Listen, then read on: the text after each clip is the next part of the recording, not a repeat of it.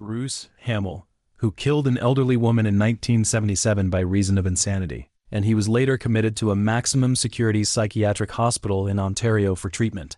There, he befriends a mentally disturbed serial killer, Peter Woodcock, a man who is complex, cunning, and highly deceptive. 11 years later, he was released from the asylum and took a security job at a courthouse in Ottawa. Later, he became a security guard at Brockville Hospital. Since Peter was also transferred to this hospital, they became close again. Over the next few years, Hamel and Peter developed a morbidly intimate relationship. By exaggerating his exploits, Peter has also convinced Hamel that he knows the rules and loopholes of the asylum inside and out and is able to exploit them for his own benefit. In 1991, Peter indoctrinated Hamel with a fictional concept, claiming to have invited Hamel into a mysterious organization if he could help Peter kill a psychopath, Dennis Kerr. After joining, he can get $50,000 and a house, a top security job at the Capitol, and a cure for his mental illness. Hamel was fascinated by the lie and saw it as a chance to improve his life. When the time came on July 13, 1991, the day, Hamel went to a hardware store to buy a wrench, an adze, knives, and a sleeping bag. Then he returned to Brockville Hospital and took Peter out of there with a pass. They first hid the murder weapon in a wooded bush and called Dennis to invite him to meet them there. When he arrived, Peter grabbed the wrench and struck him in the head, beating him repeatedly until Dennis lost consciousness. They then grabbed an axe and knife and dismembered Dennis' body, nearly cutting off his head, during which time they sexually assaulted Dennis. After this murder, Peter left the scene of the crime and walked to the police station to turn himself in. Hamel, on the other hand, stayed at the scene, claiming that he was a believer in aliens and that they would come to rescue him.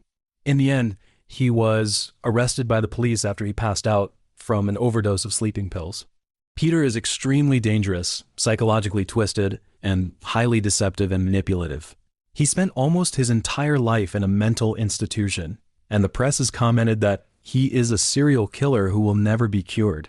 In one interview, Peter said, "I was accused of having no morals, which is a fair assessment, because my morals are everything the system allows." He was born on March 5, 1939 in Peterborough, Ontario. His mother, a 17-year-old unmarried factory worker, breastfed him for a month before giving him up to foster care because she couldn't afford to raise him.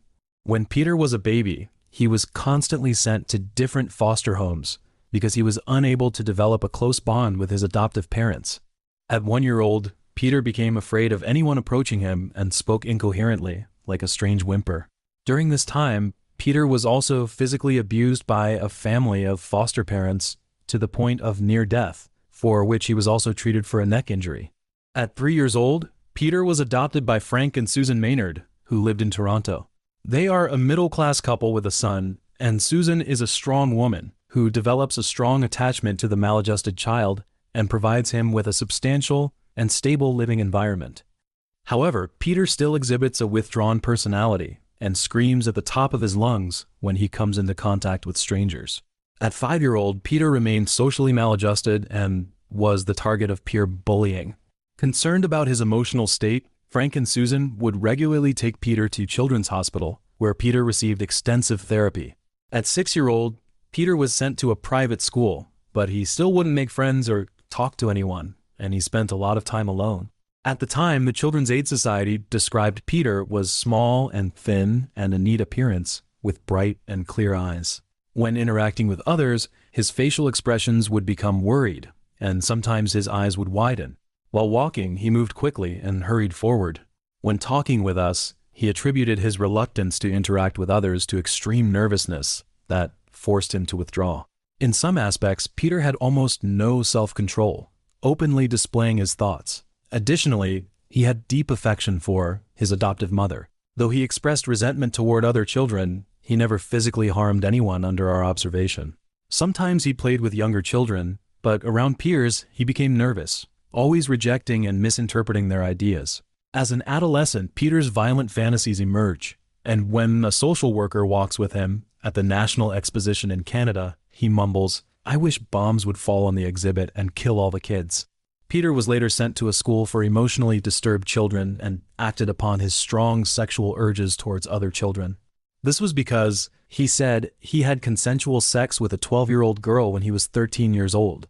At 15 years old, Peter returned to live with his adoptive parents, but was soon resent to his old private school, where Peter was still unable to bond with his peers.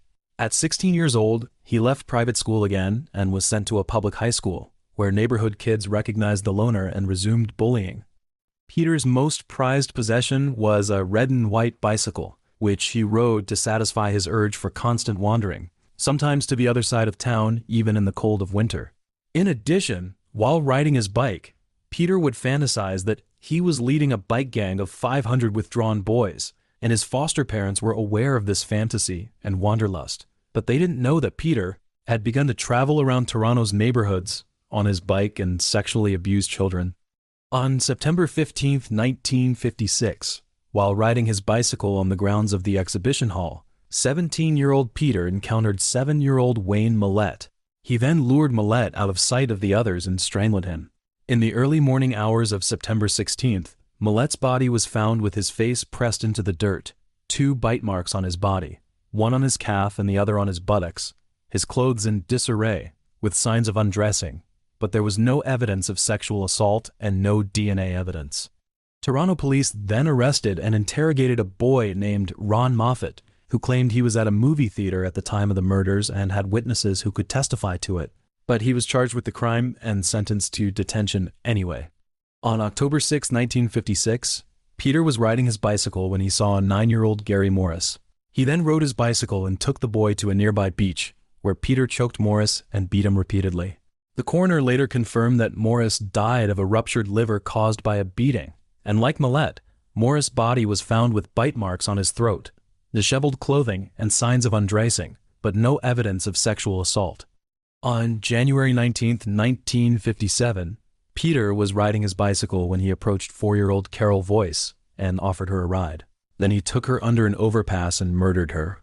When Carol was found, her clothes had been ripped off, she had been choked unconscious and sexually molested by Peter, and her death had been caused by a tree branch forced into her body. In the end, police recognized the existence of a serial killer in Toronto due to the similarity of the modus operandi of the 3 murders, but Moffat, who was mistakenly arrested by the police, was not released by them. Later, a number of witnesses claimed they saw a teenager riding a bicycle away from the scene of Carol's crime, and the police produced an accurate composite sketch based on these witness accounts, which was featured on the front page of the news. On January 21, 1957, Peter confessed to the 3 murders to the police. At the time of his arrest, he recalled, "I was worried that my mother would find out what I had done. My mother was my greatest fear, and I didn't know if the police would let her deal with me."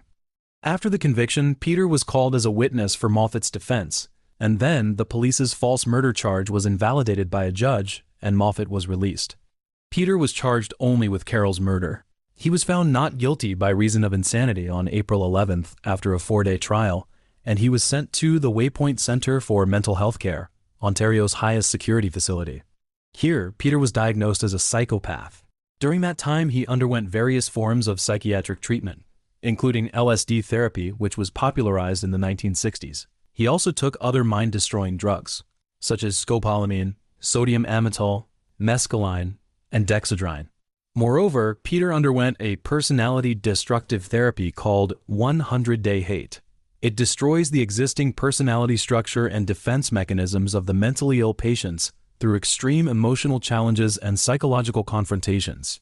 During the therapy, patients are divided into small groups, each led by a therapist, who encourage them to challenge each other, question each other's beliefs and values, and even engage in fierce arguments and conflicts.